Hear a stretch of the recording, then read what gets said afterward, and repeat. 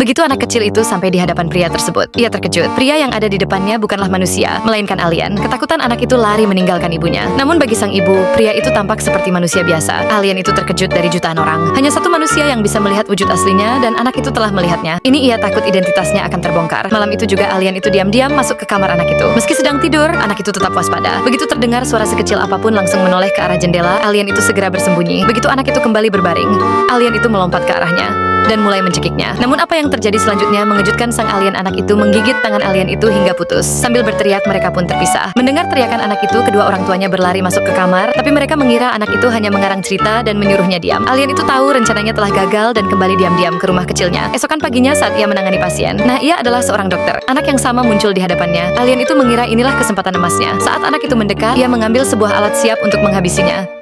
Tapi anak itu cerdik, ia melompat keluar lewat jendela. Perilaku aneh anak itu membuat orang tuanya khawatir dan mulai mengajukan pertanyaan kepada dokter. Sementara itu, Rio si anak langsung pergi ke kantor polisi dan menjelaskan wujud asli alien itu kepada seorang polisi wanita. Dalam hitungan menit, polisi tersebut membuat sketsa wajah alien itu. Kini alien itu sangat marah jika identitasnya terbongkar, ia tidak akan bisa mengambil kembali pesawatnya yang jatuh.